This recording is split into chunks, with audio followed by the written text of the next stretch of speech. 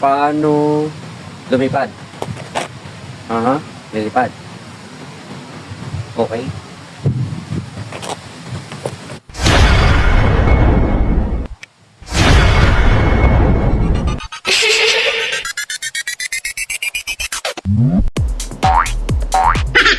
Okay, gusto nyo ba yung ganon?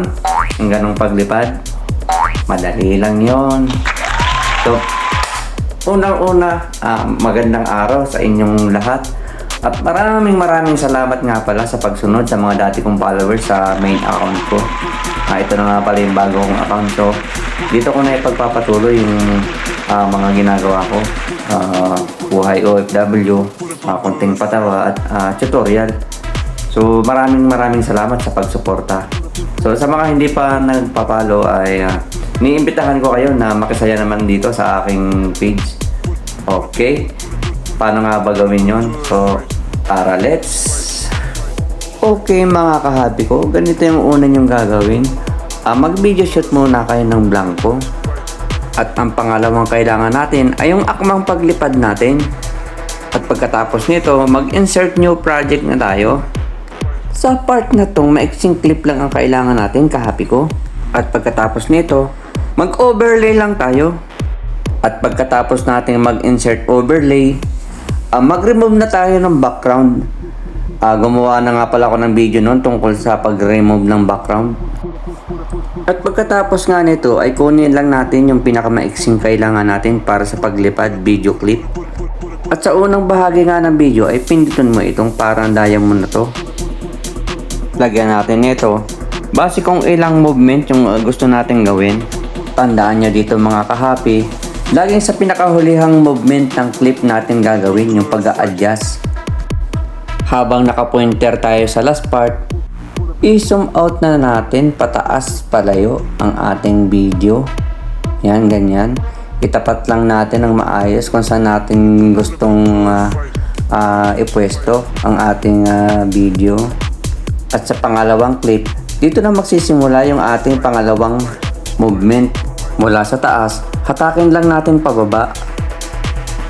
At subukan nating i-play. So, yan na yung resulta. So, diba? Madali lang mga kahapi ko. At pwede rin natin siyang i-customize kung anong swing yung gusto natin gawin. Pindutin lang natin yung arrow na yan sa taas. At pwede na tayong mamili ng swing na gusto nating i-set up sa ating video. At sa ganung paraan, magiging maganda at smooth ang ating paglipad. Makikita ninyo naman mga kahapi ko. So sa huling part, yung pababa na mga kahapi ko, ganun lang din yung proseso kung ano yung ginawa nung una. Ipopesto mo muna siya sa pinakamaliit bago mo siya hatakin naman pababa. Hulihang bahagi uli ng clip, i-zoom in mo naman siya pababa kagaya nito. O ganyan lang mga kahapi ko. Ang dali lang, di ba? So ayan na nga yung resulta mga kahapi ko.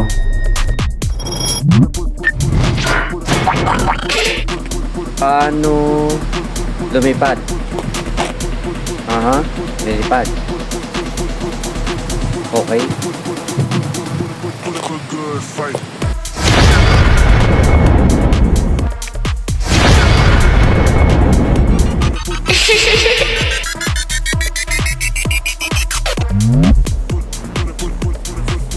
Okay mga kahapi ko, sana nagustuhan nyo yung tutorial na ginawa ko. So kung may mga komento man kayo at gusto nyo pang malaman o mag-comment lang kayo sa video ko at gagawin natin at susubukan nating aralin. Gagawan ko ng video para sa inyo. So sa mga hindi pa po nagpapalo, pakipalo naman para naman na masundan nyo ako sa mga susunod ko pang gagawing video. Maraming salamat. Bye bye. God bless you.